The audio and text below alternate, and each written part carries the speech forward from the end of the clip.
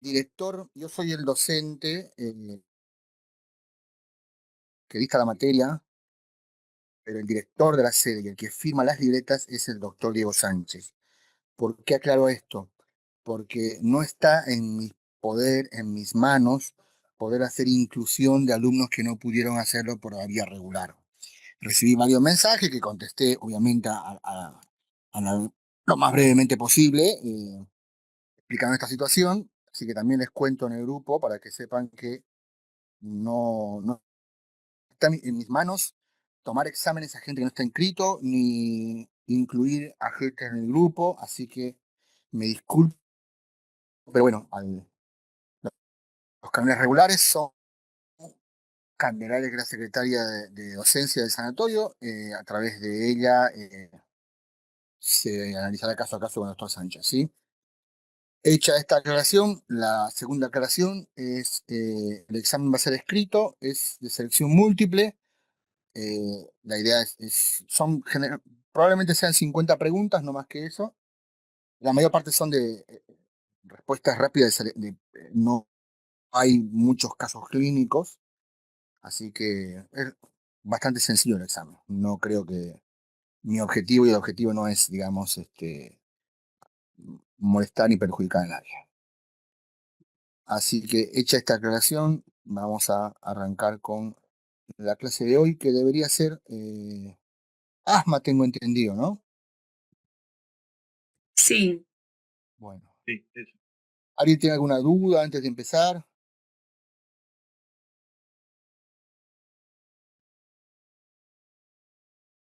creo que por ahora no. Bueno.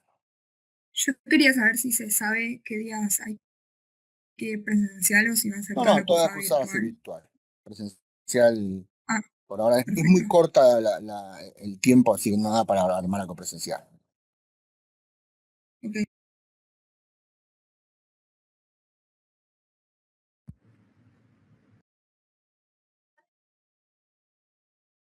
Bueno, la bibliografía de esta clase, sobre todo en la parte del tratamiento, lo van a encontrar para que quiera ampliar las guías GINA 2025, ¿sí? Ahí está, se llama sí, GINA, GINA. Las guías de 2025, hay un cuadrito donde pueden hacer énfasis para poder ver la parte del tratamiento. eh,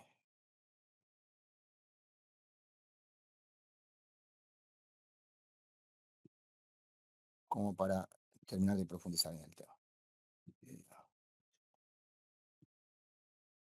Bueno, todos pueden ver la pantalla, ven la presentación. Sí, sí, puede. Sí. Perfecto. Sí, Bueno, la clase es corta, lo más sencilla posible. Hago énfasis en decisiones y en tratamiento, no caer en la fisiopatología, porque eso no, a efectos prácticos no sirve de mucho. Eh, bueno, a modo de definición, el asma es una enfermedad inflamatoria crónica de la vía aérea, ¿sí? Y que se caracteriza por una obstrucción variable del flujo aéreo. Este concepto es muy importante porque lo diferencia de la otra gran enfermedad que está dentro del grupo de las obstructivas, que es la enfermedad pulmonar obstructiva crónica, el EPOC, ¿sí? El EPOC es una obstrucción persistente, no reversible, y el asma es una obstrucción crónica reversible, variable del flujo aéreo. ¿Por qué decimos variable? Porque tiene ciclos alternos de estabilidad y por ahí crisis de reagudización, ¿sí? Por ahí hay épocas en las cuales vamos a tener más sintomatología, por ejemplo, en los cambios de estación, primavera, en otoño, en invierno por las exposición a agentes infecciosos virales sobre todo. Cuando hay exposición a un agente químico, ambiental, puede haber exacerbación de los síntomas. Entonces esto hace la variabilidad de esta obstrucción, ¿de acuerdo? Y decimos que es reversible porque la obstrucción no es permanente, puede resolverse o revertirse, algunas veces de forma espontánea y, por supuesto, siempre con tratamiento. ¿De acuerdo? Esto es fundamental entenderlo para poder diferenciar de las tres grandes patologías obstructivas que son bronquiectasias, EPOC y asma. Bien. La característica clave de esta enfermedad es que es una enfermedad que tiene hiperreactividad bronquial, es decir, hay un mecanismo inflamatorio crónico a nivel alveolar, se desencadena se libera una serie de situaciones proinflamatorias a nivel local que producen que el bronquio responda, ¿sí? En forma rápida frente a agentes, a noxas externas ambientales a los cuales es expuesto durante la respiración. Y la otra característica clave que ya dijimos es la variabilidad de los síntomas. A modo de fisiopatología, ¿cuáles son los componentes principales? Como dije antes, es un proceso inflamatorio crónico que se caracteriza por una elevación predisponente o lo que el subtipo celular que más se eleva es el eosinófilo, es decir, hay eosinofilia, aunque no es exclusiva y no siempre está presente, es una característica bastante frecuente, ¿sí? Y además te habla la presencia de eosinofilia de que estamos probablemente es la forma de diferenciar entre el grupo T2 y no T2, es decir, entre el tipo alérgico o no alérgico del asma, ¿sí? Bien. Esto lleva a un proceso de broncoconstricción, ¿sí? Y este proceso inflamatorio crónico con broncoconstricción variable lleva a un remodelado, ¿sí? A largo plazo de la vía aérea. Es decir, se produce un estado de hipertrofia del epitelio, engrosamiento de la capa muscular de la pared bronquial y hace que esto sea cada vez en el tiempo, si no controlamos este proceso inflamatorio, hace que en el tiempo este remodelado lleve incluso a una asma o a un cuadro de broncoconstricción permanente, es decir, cada vez menos reversible. Es, digamos, obviamente empeora mucho la mortalidad del cuadro. Como dijimos antes, las células involucradas principales son los linfocitos T2, los eosinófilos, siempre hay que buscar a los eosinófilos, y los mastocitos. ¿Y cuáles son los mediadores principales? La interleucina 4, la interleucina 5, la interleucina 13 y los leucotrienos. ¿Por qué es importante memorizarte estos mediadores? Porque la terapia inmunomoduladora actual, a través de moléculas biológicas, van a actuar a nivel de estos mediadores, bloqueando estos mediadores. Se hace un estudio para evidenciar si es el subtipo o fenotipo, en realidad es la palabra correcta, el fenotipo de asma de tipo T2 o alérgica inflamatoria. Depende del mediador que sea el que predomine, se va a elegir la molécula adecuada. ¿Ok? Por eso es fundamental el conocer estos mediadores. ¿Cómo es la clínica? Bueno, sabemos que la disnea son los síntomas cardinales de todo proceso respiratorio. La disnea, las sibilancias, la presencia de sibilancias es lo que nos va a hacer reconocer el cuadro del asma. La tos generalmente seca, generalmente es más de 3 semanas, 4 semanas, y generalmente predomina en horario nocturno.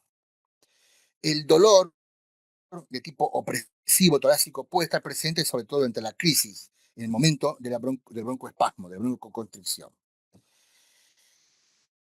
Vuelvo a repetir de nuevo las características de la variabilidad del cuadro, que tienen sus ciclos de mayor empeoramiento o de reagudización de los síntomas a nivel de la noche o en las primeras horas de la mañana durante la madrugada. Son los momentos en los cuales cuando hace la entrevista en el control del seguimiento de la respuesta al tratamiento instaurado del asma, uno le pregunta si tiene tos o disnea a la noche o a la mañana temprano, porque son los horarios donde más frecuentemente se presentan los síntomas.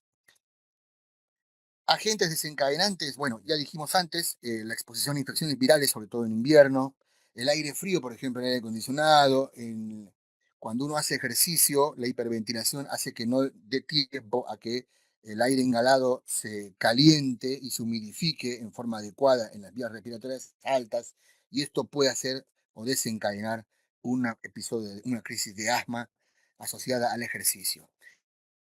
Y la exposición a alergenos, en pacientes de fenotipo T2 puede hacer también, o el asma alérgica, puede hacer también que sea importante en cuanto a un factor desencadenante. Bien, bien. ¿Cómo es el proceso diagnóstico? La clave está en la prueba funcional respiratoria, que es la espirometría, ¿sí? No sé si pudieron ver la diapositiva de diagnóstico, donde íbamos a hablar de espirometría, pero bueno, mañana podemos hablar un poco más a profundidad de la espirometría. Ahora lo importante del asma, el proceso del diagnóstico de la espirometría, es aprenderse las relaciones y los valores, nada más. Después, el mecanismo y el proceso en sí de la espirometría lo vamos a charlar mañana con más amplitud. Lo típico de toda enfermedad obstructiva y por ende del asma es la disminución del índice de Tiffany o la relación entre el BEF1 y la capacidad vital forzada, ¿sí? Es decir, la división de estos dos valores, de todos los resultados, da menos de 0,7, que ese es el valor normal, hasta el 0,7. Esta relación está bajo 0,7 en todo proceso obstructivo, ¿sí? Pero lo que va a diferenciar el asma es de que esta disminución es reversible. Como ven en el cuadro adyacente, la reversibilidad con la administración del medicamento broncodilatador nos va a hacer reconocer y nos va a hacer el diagnóstico específico del asma y nos va a ayudar a diferenciar del EPOC, que esta característica no la tiene el EPOC. Es decir, no revierte con la prueba broncodilatadora. ¿Cuánto revierte? ¿Cuándo digo que revirtió el proceso para hacer el diagnóstico de asma? Cuando este BEF1 que estaba disminuido se incrementa más del 12% del valor obtenido previamente, post broncodilatador, y más de 200 ml prueba post broncodilatadora. Eso deben memorizárselo bien. En el asma, la reversibilidad se denomina en el cambio de el BEF1 mayor al 12% y mayor a 200 ml en la prueba post-broncodilatadora, ¿sí? Esto nos va a determinar que hay variabilidad del flujo. Otra forma de medir es a través del PEP, que es la presión expiratoria forzada, o peak flow, que es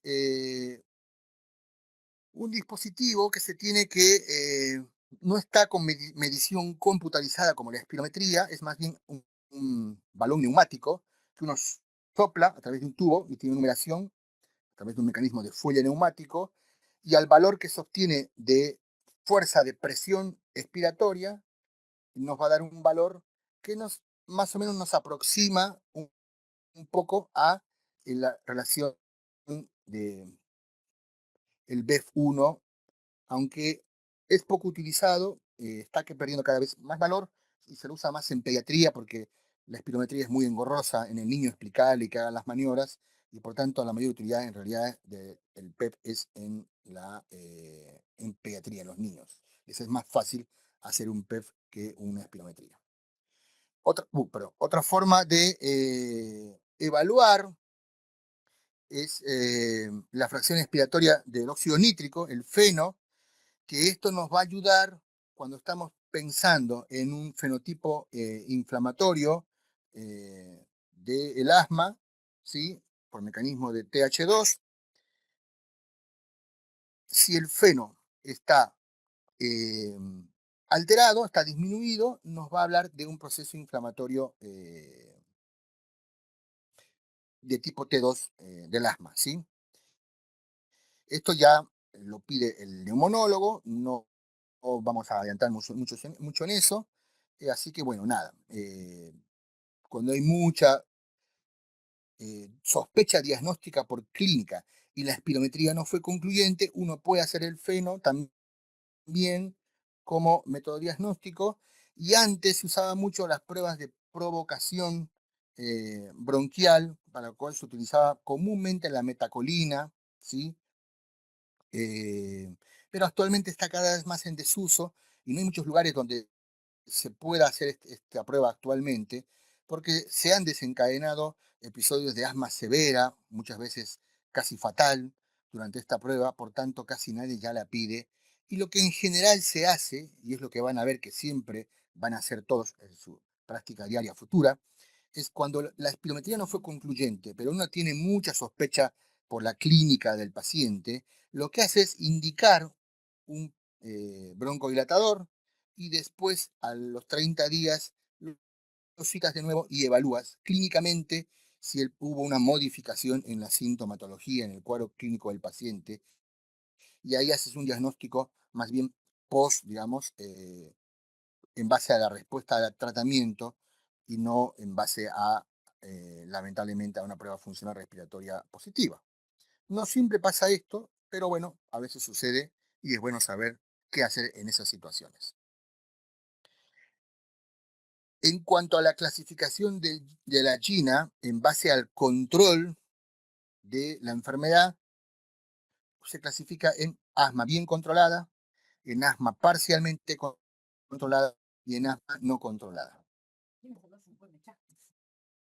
Por eso y para eso tenemos un score que se llama el ACT para asma, o búsquenlo como CAT, porque por así es en inglés, el CAST para asma. Pueden googlearlo y ahí son una serie de preguntas, pero básicamente lo que evalúa es la persistencia de los síntomas en los últimos 30 días, se evalúan siempre en los últimos 30 días, la frecuencia de los síntomas. Se pregunta, ¿la disnea la tiene una vez a la semana, todos los días, varias veces al día o nunca? Y en base a eso vas tiqueando, ¿sí?, cuáles son las respuestas positivas, el número de veces o de eventos en los cuales el paciente se despertó con tos o con disnea, o en la noche, en las primeras horas de la noche presentaron los síntomas, también es otro punto positivo, y el grado de limitación a su capacidad, digamos, funcional para realizar sus actividades habituales del paciente, en base a la limitación que el paciente percibe, uno puede ver si el asma está bien controlado o no. Porque el objetivo principal, o los dos objetivos principales del tratamiento del asma es estabilizar y que el paciente sienta mejoría clínica, ¿sí? Y el paciente, dentro de nuestros objetivos, debe ser el que el paciente note mejoría clínica. Porque muchas veces nos mejora la espirometría, eh, mejora clínicamente las evidencias al examen físico, pero si el paciente nota que todavía está muy limitado, quiere decir que no hemos alcanzado todavía el objetivo del control de la enfermedad. Y eso tenemos que reevaluar siempre, el grado de percepción que el paciente tiene del control de su enfermedad. Disminuir la frecuencia de las reagudizaciones, entonces el otro objetivo fundamental del tratamiento, ¿sí? Bueno, cuando está parcialmente controlado es cuando hay uno o dos criterios presentes, no todos, y cuando hay más de 3 criterios presentes, no está controlada la enfermedad. Y ahí tenemos que ver realmente, y lo primero que tenemos que pensar siempre es que el paciente o no está haciendo el tratamiento, y ahí tenemos que evaluar por qué, o lo está haciendo mal, que también es una opción. Y las guías siempre te sugieren pedir al paciente que acuda con su medicamento broncodilatador a la consulta para que delante del profesional pueda realizar una maniobra y así evaluamos la técnica y todos los pasos que se deben seguir para la administración del broncodilatador. ¿De acuerdo? Eso es fundamental. Y así vamos a poder corregir cualquier error que detectemos en el momento de las maniobras durante el uso del medicamento. Lo otro que siempre tenemos que evaluar, lamentablemente, dependiendo de dónde uno trabaje, es si el paciente puede adquirir, y esto es fundamental y muchas veces la gente lo minimiza, porque existe una amplia gama de posibilidades y opciones de broncodilatadores y de combinaciones farmacológicas y de métodos de administración también, el inhalatorio. El tema es el costo. Yo le puedo dar el mejor broncodilatador, con la mejor combinación posible, pero si el medicamento me sale 130.000 pesos y mi paciente no lo puede comprar, no sirve de nada mi receta, porque el paciente no lo va a recibir. Lo podrá comprar un mes, hay médicos que dan muestras y dicen, bueno, tomate hoy una muestra y después comprar el siguiente. Y si no lo compró, no lo va a poder comprar. Entonces tenemos que evaluar y ver qué tipo de paciente estamos atendiendo y preguntarle además, ¿usted lo puede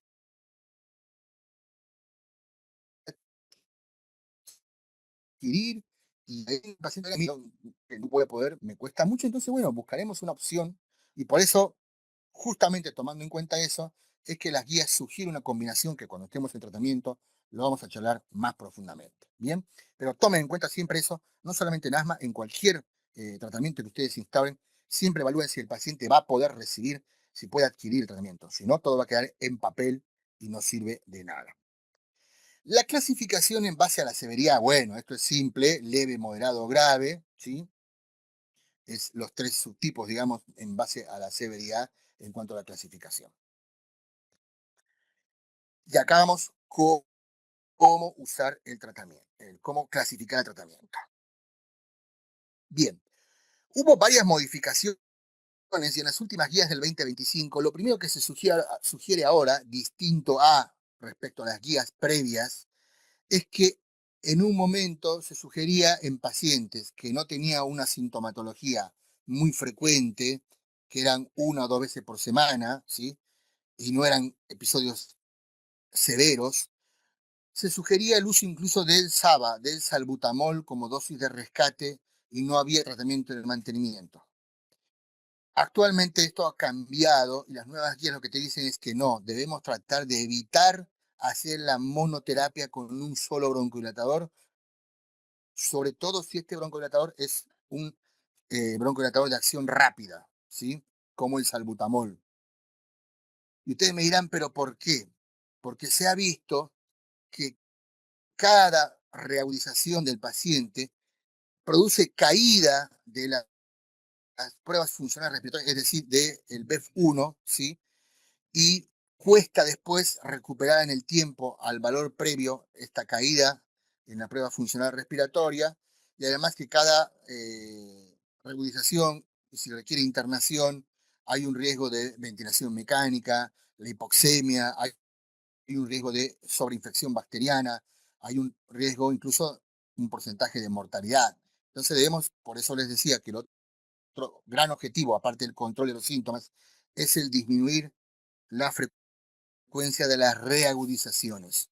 ¿Sí? Es fundamental esto. Bueno, entonces tenemos dos opciones. ¿Sí?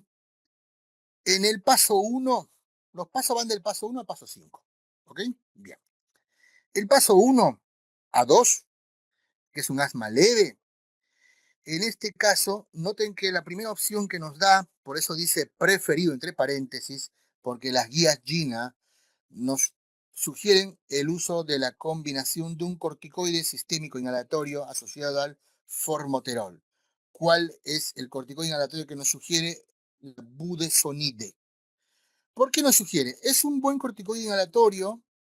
La asociación entre el corticoide más el formoterol nos da un tiempo de acción prolongado de casi 8 a 10 horas, ¿sí? De acción, digamos, del medicamento, lo que nos va a permitir frenar este proceso inflamatorio persistente, crónico, y va a disminuir, al frenar este proceso inflamatorio, va a disminuir la posibilidad de las reagudizaciones, ¿sí? Y la otra razón por la cual sugieren este medicamento es por el costo. Esta combinación del budesonide y formoterol tiene un costo de más o menos la tercera parte comparado con las otras combinaciones disponibles. Ahora, si por alguna razón no puede usar formoterol con budesonide en esa combinación, o ya viene el paciente usando otra combinación, como por ejemplo fluticasona y salmeterol, por darles una combinación, en este caso, las reagudizaciones, ¿sí? Las reagudizaciones las vamos a tener que hacer con salbutamol. Me explico para que me entiendan. En la opción 1 de la budesonide y formoterol, podemos utilizar esta misma combinación, este mismo inhalador, no solamente como terapia de mantenimiento, sino también podemos usarlo como medicamento de rescate. ¿Cómo sería la cinemática de esto? Bueno, en general, y otro gran cambio, otra modificación que hubo en las guías actualizadas del salieron en octubre, noviembre, más o menos, septiembre, octubre, es que lo actual es abusar dosis de corticoides cada vez menores. El corticoide inhalatorio viene de 200 y de 400 microgramos, ¿sí? Dosificados. Y lo que generalmente hacemos es, empezamos siempre con 200, ¿sí? Una vez al día, un puff es suficiente. Si con eso nuestro paciente se mantiene estable y la frecuencia de los síntomas disminuye, nos mantenemos con esa dosis. Y si entre medio, porque fue al gimnasio, porque hizo ejercicios, porque pasó por una fábrica o en el trabajo estuvo expuesto a algún agente químico inhalatorio tóxico que le produjo síntomas, la misma combinación, el mismo inhalador puede utilizar como medicamento rescate. Puede usar 1 o 2 puffs más asociados de rescate. Ahora, ¿cuánto es el tope que podemos utilizar del inhalador? Bueno, la dosis máxima en general, ¿sí? Es de, lo que nos va a dar el tope es el formoterol, no el budesonide. El budesonide lo podemos usar hasta 1200 microgramos en el día, ¿sí? Que esto más o menos es de 6 a 8 puff, digamos, en 24 horas, ¿sí? Un montón. En total, ¿no? Así que bueno, ese es el tope, no más que eso. Si sobre eso el paciente sigue teniendo sintomatología, entonces ahí podemos diagnosticar o pensar que el paciente está frente a una reagudización, al menos moderada severa del asma, y ahí tenemos que empezar a utilizar salbutamol de rescate combinado con el budesonide y el formoterol. Haríamos una triple terapia, ¿no? Corticoide inhalatorio, budesonide, formoterol más el salbutamol. Dosis alternados, 1 y 1. El salbutamol lo podemos usar 2 puffs, más o menos cada 3 a 5 minutos, máximo 10 disparos, 10 puffs. Si después de 10 puffs de salbutamol no responde, debemos consultar en una guardia, porque probablemente estamos ante una asma severa y ahí tenemos que manejar con corticoides endovenosos y evaluar la oxigenación y evaluar si no está infectado el paciente. ¿Ok? Bien. Cuando el paciente está usando una combinación, no la que venimos hablando como el budesonide formoterol, sino está usando salbutamol, fluticasona, que es el otro bastante conocido y frecuente de uso en el asma, este medicamento no podemos utilizarlo como medicamento rescate. ¿Por qué? Porque el salmeterol es rápidamente tóxico y su dosis máxima es de 100 microgramos al día. Y rápidamente con 2 o 3 puffs alcanzaríamos esa dosis tóxica. Por tanto, no es útil para terapia de rescate esa combinación. En ese caso, solo usamos de mantenimiento esa combinación de fluticasona salmeterol y usamos sí o sí el salbutamol como medicamento de rescate. No podemos usar budeformo. ¿Ok? Bien. Lo que algunos profesionales hacen es alternar y combinar a la mañana, por ejemplo, fluticasona salmeterol y a la noche budesonide formoterol. ¿Con qué objetivo? Porque así nos permite utilizar el budesonide formoterol como medicamento de rescate cuando el paciente presenta sintomatología. Pero esto queda a criterio de cada profesional y no todo el mundo está de acuerdo con esta conducta. Eso es, generalmente algunos lo hacen así. No está así estipulado en las guías. Lo ideal es budeformo, que nos sirve como terapia de mantenimiento o MART y como terapia de rescate. Cuando no mejora y estamos alcanzando las dosis máximas, ahí podemos sumar salbutamol. En la otra opción, cuando el paciente no tiene esta combinación, sino tiene cualquier otra combinación, en ese caso no podemos usar esa combinación como medicamento de rescate, solo podemos usar de mantenimiento, terapia MART, que se llama, y la de rescate sí tenemos que echar mano al salbutamol. ¿Bien? Ok. Esto es importante que lo entiendan. Si alguien no lo entendió, avíseme por favor. ¿Qué pasa con el paso 3? ¿Cuándo pasamos al paso 3? Cuando el paciente todavía tiene sintomatología y con la dosis baja que veníamos usando, de 200 a 400 microgramos día, todavía no logro controlar del todo la sintomatología y el ACT me sigue dando alto, el CAS me sigue dando alto, entonces puedo pasar al paso 3. ¿Cuál es el paso 3?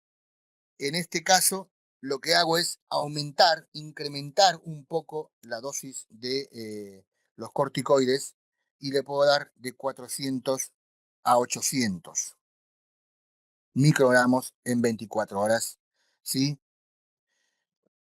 Y puedo sumar, aparte del formoterol, otro broncodilatador que puede ser el tiotropio, ¿sí? Por ejemplo, como opción. Bien.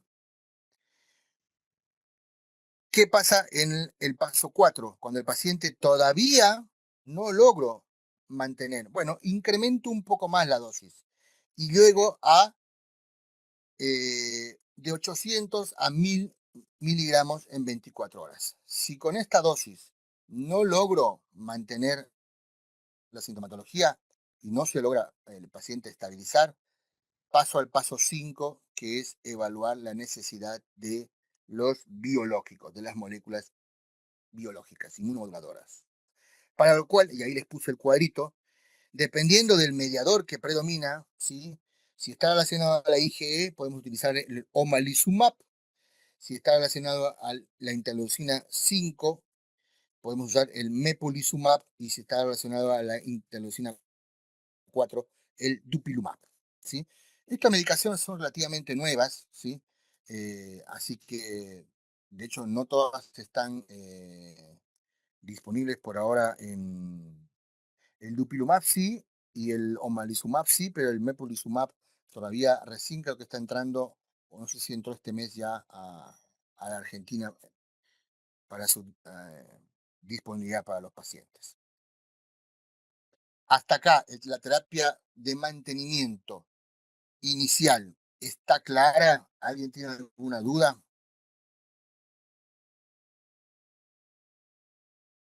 No, creo que no. No. Bueno, algo que me estaba olvidando decirles es que esta serie de pasos del 1 al 5, ¿sí? Es modificable en el tiempo. ¿Qué significa esto?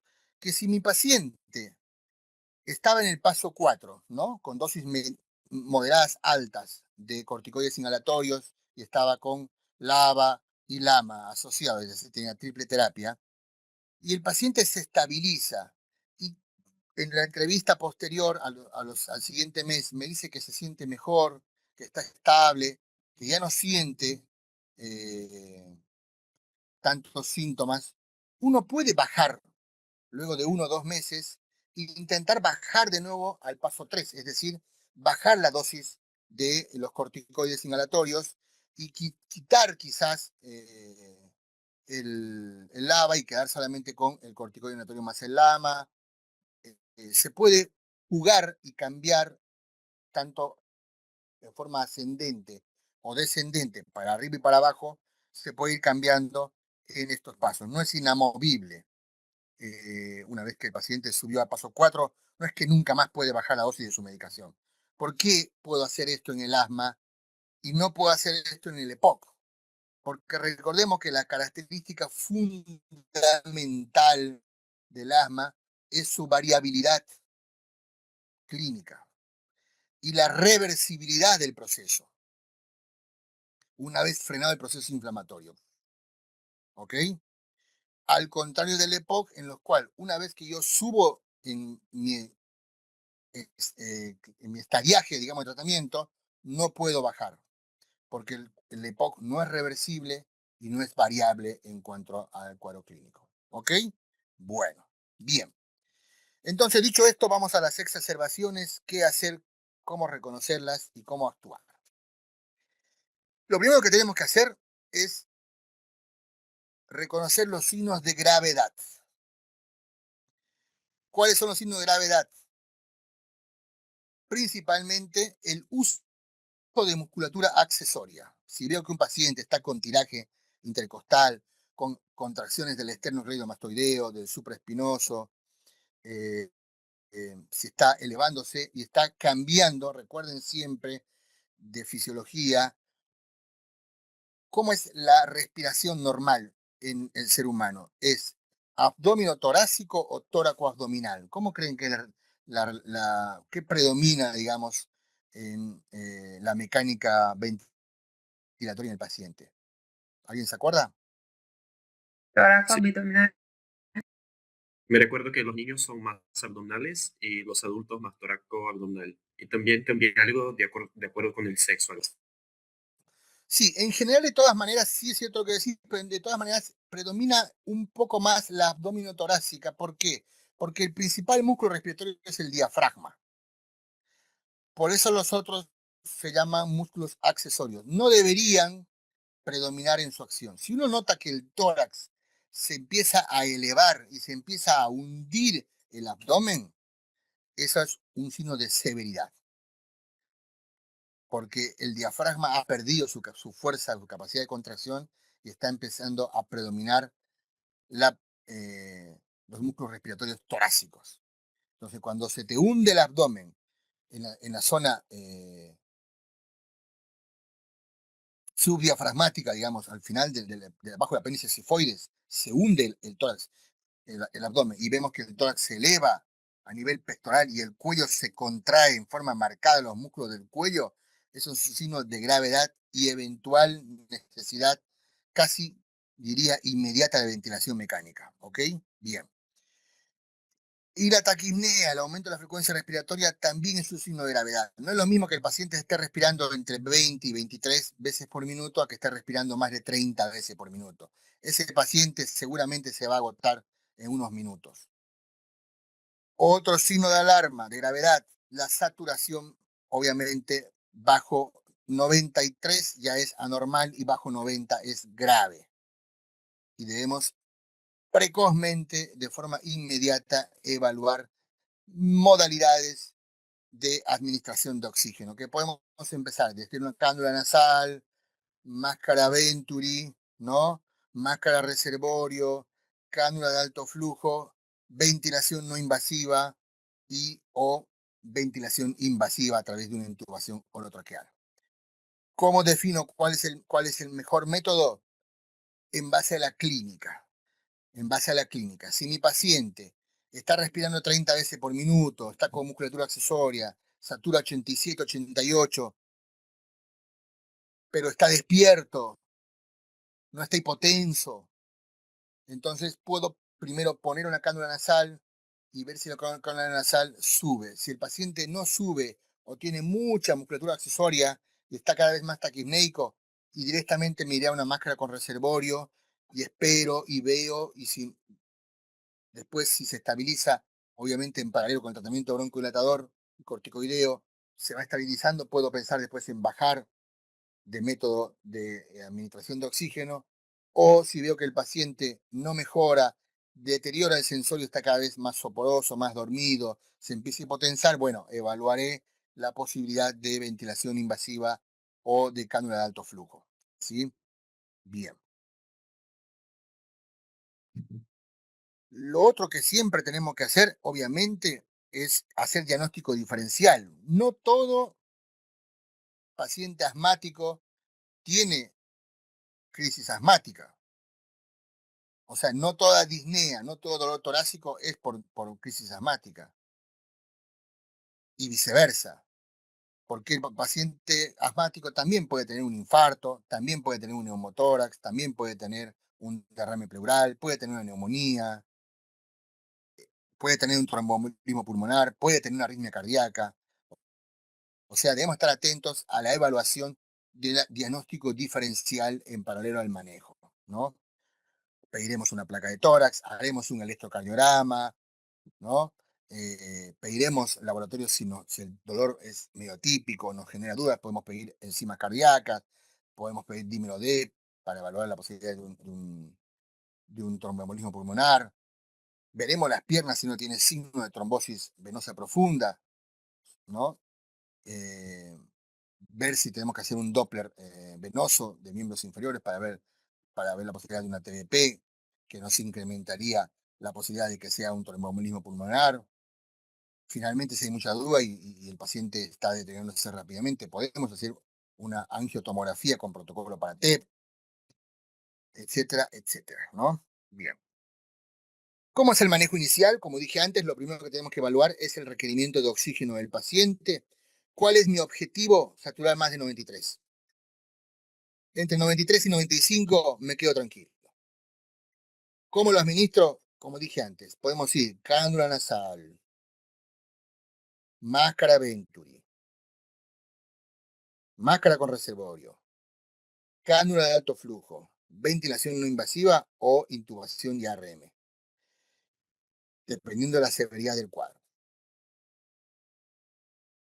Y medicación broncodilatadora en las reagudizaciones del asma siempre vamos a utilizar el salbutamol. ¿Por qué? Porque es un broncodilatador de inicio de acción rápida y es potente, además, su acción broncodilatadora. ¿Sí? Bien. Asociado a esto, usamos corticoides sistémicos. ¿Cómo? Endovenoso. Endovenoso si el paciente está en la guardia, está en evaluación en guardia o está internado, endovenoso. ¿Qué le doy? Bueno, una opción es hidrocortisona. Podemos usar una dosis de ataque inicial de 300 a 500 miligramos. Ojo que 500 no es mejor que 300. De hecho, las guías siempre dicen que con 300 miligramos es suficiente, que 500 no cambia mucho comparado con 300 miligramos. Y después dejamos 100 miligramos cada 8 por 2 o 3 días, dependiendo de cómo va evolucionando el paciente. La opción es dexametasona, 8 miligramos día, que es la dosis equivalente de corticoides comparado con la hidrocortisona. Así que con eso estaríamos bien también. Y nos facilitamos, va a recibir el paciente una vez el corticoide para las 24 horas y no tenemos que estar pensando en darle 3 veces cada 8 horas, etcétera, etcétera. Nos aseguramos, digamos, la terapia corticosteroidea sistémica. Y en casos graves podemos evaluar el uso de hipatropio combinado con el salbutamol. Esto es un medicamento un poco ahorrador de salbutamol para evitar los efectos adversos, principalmente taquicardias sinusales con riesgo eventual de arritmias cardíacas y el temblor fino que produce. Y además se ha visto que además tiene una acción potenciadora combinada con el salbutamol, lo que ayudaría más eficazmente a la reversión del proceso inflamatorio que desencadenó la reagudización. El sulfato de magnesio endovenoso, muchísima gente lo sigue usando, algunos ya no, queda a criterio del profesional actuante, no está ni bien ni mal, no está del todo demostrado, hay trabajos que dicen que funciona, hay trabajos que dicen que no, pero bueno, mal no le va a hacer, y si uno ya agotó todas las posibilidades, puede, por último, como medida de salvataje última, dar sulfato de magnesio. Y siempre evaluar si el paciente necesita terapia intensiva. ¿Quién necesita más terapia intensiva? Obviamente el paciente con deterioro del sensorio, el paciente hipotenso, el paciente que no mejora la oxigenación con la ventilación no invasiva o con la cámara de alto flujo o con la máscara con reservorio. Bueno, en ese caso, siempre el paciente deberá ser tratado en terapia intensiva. Doc, tengo una consulta. Sí. ¿Me volvés un poco la diapositiva para la última? Ahí. Ahí. Sí, gracias. Mi consulta es, ¿el salbutamol lo uso junto con el corticoides o primero uso el salbutamol, veo cómo responde el paciente y de ahí uso el corticoides? Recordemos que acá estamos hablando de un paciente que está en la guardia con una crisis asmática moderada severa. Ok, La crisis leve la manejamos ambulatoria. ¿Cómo la manejamos? En realidad, todo paciente asmático tiene que tener un plan de acción, se denomina así en las guías GINA, un plan de acción donde tiene que estar estipulado y bien claro qué hacer en cada situación. Pongo un ejemplo. Si el paciente tiene sibilancias, si tiene tos o tiene disnea aguda en algún momento del día, el paciente tener escrito, si recibe budesonide, formoterol, decirle, bueno, inicio de síntomas, administre un PAP de su medicación de mantenimiento, que es el budesonide formoterol. Y si usaba otra combinación que no es budesonide formoterol, directamente se pone paciente realizar 2 PAP con salbutamol, ¿sí? Dependiendo de qué grupo estamos hablando, grupo 1 o grupo 2. Bien, bien. Si el cuadro, los síntomas no mejoran a los 5 minutos, 5 minutos, hacer un segundo PAP con budesonide formoterol o otros 2 PAP con salbutamol si no mejora en el grupo 2. Si el paciente mejora, se estabiliza, bueno, se corta ahí. Si el paciente persiste, pero mejora, pero vuelve a reaparecer unas horas después, volver a repetir la administración, si hace fiebre, si aparece tos con le tenemos que dejar indicado un antibiótico que puede utilizar en ese caso por 5 días. Generalmente se da amoxicilina o amoxicilina clavulánico y podemos usar incluso deltisona 40 miligramos día por 5 días. Esa es la dosis, 40 miligramos por 5 días. Ese es el plan de acción en una crisis asmática leve. En la moderada y severa, se supone que el paciente ya hizo todo esto que dijimos, los PAP de rescate con su medicación de mantenimiento o con salbutamol, dependiendo de cuál grupo estamos hablando, y no mejoró. Entonces ahí empezamos a usar el salbutamol. ¿Cuándo? Cuando el paciente está muy taquipneico, se siente agotado, empieza a desaturar. Entonces empezamos a usar salbutamol. Y los corticoides sistémicos también se administran casi en forma simultánea. O sea, esto que está en el cuadrito, no es que tienen que decir, no, me dijo el doctor que primero le dé oxígeno y después le dé el salbutamol no, no es así. No es paso a paso. Esto es simultáneo.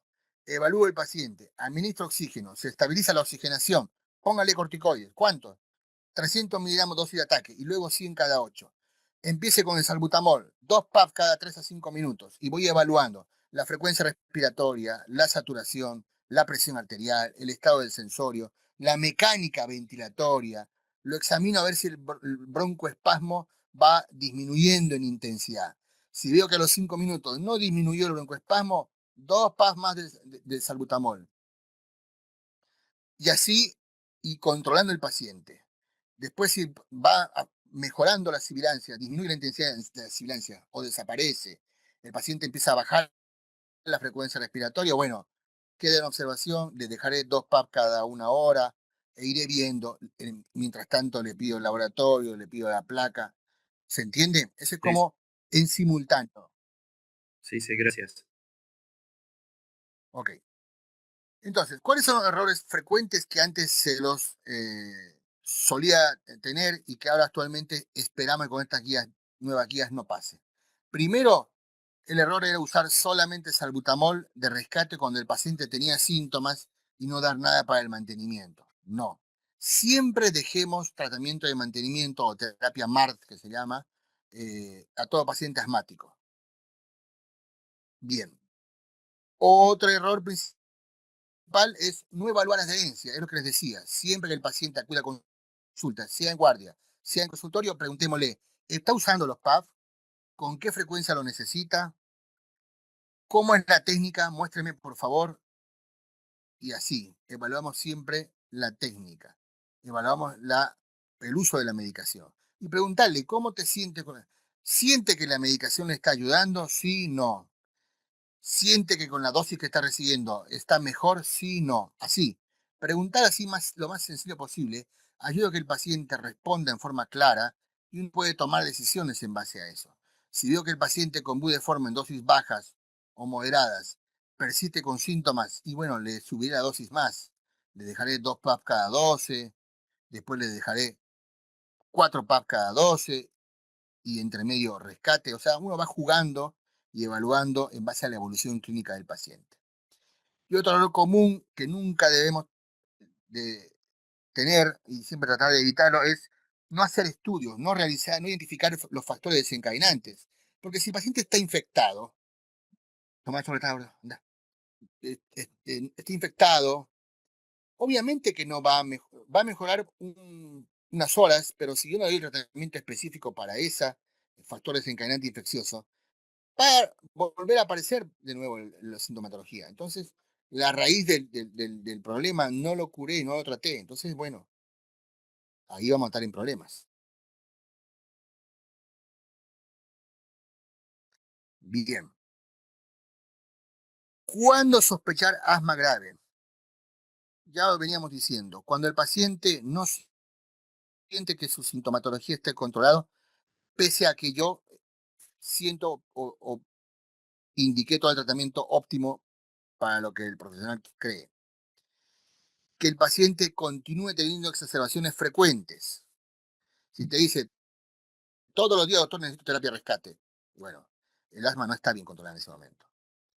Entonces, nuevamente, siempre evaluar la técnica fundamental que haga la administración de la medicación del neumonólogo. Es muy importante.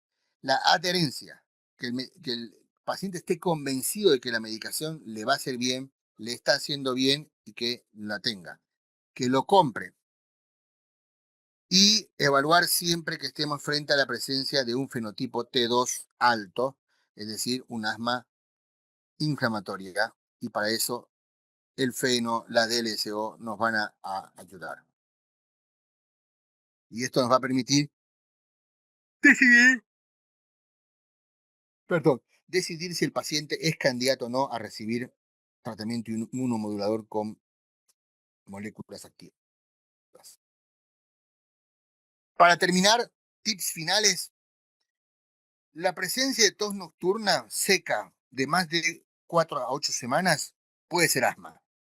Y en ese caso, hacer la entrevista, examinar al paciente y pedir la espirometría con prueba broncodilatadora. ¿La espirometría normal me descarta asma? No. Es lo que les decía antes. Si la espirometría es normal o no es concluyente y el cuadro me es muy sospechoso, lo que hacemos es indicar tratamiento empírico y controlar en 30 días cómo o cuánto revirtió los síntomas con la medicación instaurada. Se sorprendería la cantidad de veces que el paciente mejora y se hace diagnóstico por clínica y no por pruebas funcionales.